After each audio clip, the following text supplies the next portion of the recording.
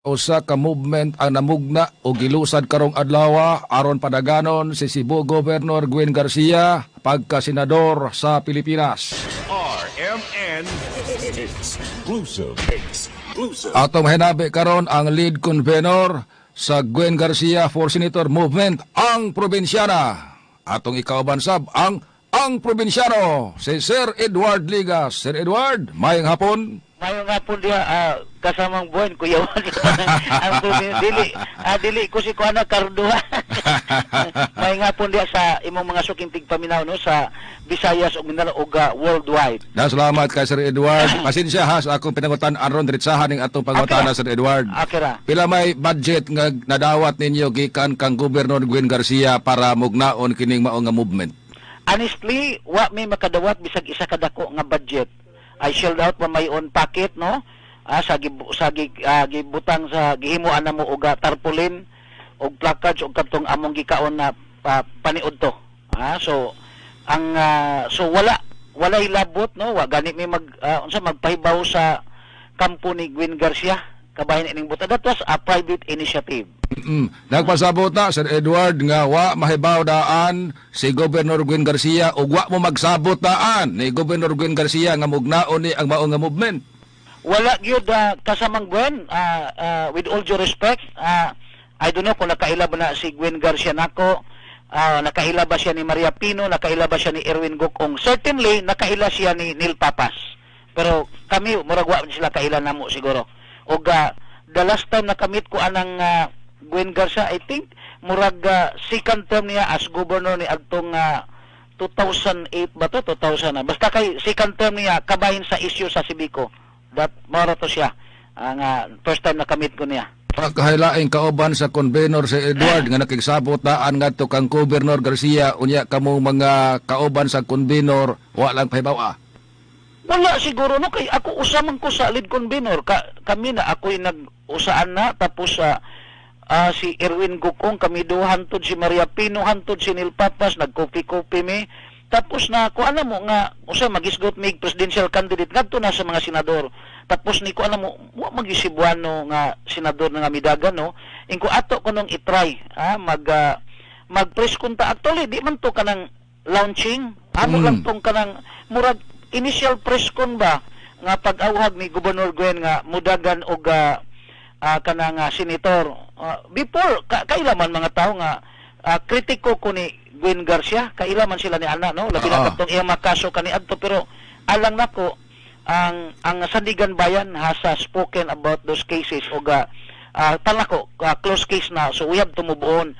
The ultimate purpose sa atong press con og sa movement mismo to have a true-blooded Cebuano senator. Wala tay senador nga kanang taga-Sugbog yun. Ang other provinces nga gagmay, Sarangani na sila Manny Pacquiao, Davao na si De La Rosa og si Bungo, sa Bukidnon na si Subiri, na sa Iloilo na si Franklin Drilon. With all due respect sa ni Subiri og ni Drilon kanang si ubang mga senador like Lito Lapid, Bong Revilla, De La Rosa og Bungo wa manay mga kwenta gani sa Senado kasamang buwan. Tinod na. I guess kung si Gwen adto sa hawanan sa Senado makikakita siya katapat og sa iyang sharpness gikinahanglan siya dito makigdebate nila Grispo, Risa Hontiveros, Pia Cayetano og uban pa siguro nga mga senador. Sir Edward, hulman na ning mao nga movement Gwen Garcia for Senator Movement ang probinsyana. Unsa may consideration nga inyong pangayoon ngadto kang Gobernador Gwen Garcia mangayo ba mo og dako nga budget para maka-move ang inyong grupo? Well, dili wala mi plano nga mangayo og budget no kaya in our own initiative sa mga gagmay-gagmay like for example mag-online petition di mi mangayo ni Gwen Garcia ang amo lang gusto ni Gobernador Gwen Garcia makig-dialogue mi na if possible kung naay chance ba kung musugot siya makig-dialogue mi niya aron amo siyang hangyoon og wala di mi mangayo og budget sunod na mong buhaton ang una naman kanang makig-dialogue ikaduha siguro online petition ikatulo ang kanang magpahimo mig mga stickers in our own way so na Basin, hunghunga lang nato si Gobernador Garcia nga, Gob, donate lang diri sa amo ang community pantry. Okay. Ako, malipay ko kay karong sa katong gahapon nag-community pantry ko og I was shocked no nga inana day kadaghan ang mga grabe ang naglisod og karong Sabado kining community pantry initiated sa ako ning anak nga estudyante San Carlos no. So siya may nag-propose ini nitabang lang ko karong Sabado na ami community pantry na pud nga ipahigayon Sabado sa buntag og bisag sa ginagmay lang no makita na to maayo kayo nga makatabang ta isip Kristiyanos o sa atong isig katawo niining panahon sa pandemya. Sa imo tinabagan ron maayo na kang himuon nga spokesperson ni future Senator Gwen Garcia da. Wala siguro ko volunteer lang ta if in case no volunteer ta tungod kay si Gwen usa ka Cebuana o kuana si Gwen na isip kanang her vast experience kalapad sa iyang experience sa local governance. She was once a local legislator, but tanaw nako she will be a good senator no si Gwen Garcia, the most well-known and active governor in the Philippines. Cebu province is the voting rich province in the Philippines. Cebu province is the richest province in the country. There is no way that we don't have senator. Kinahanglan na agad kay senador nga ato agikan sa Sugbo mismo kasamang buwan.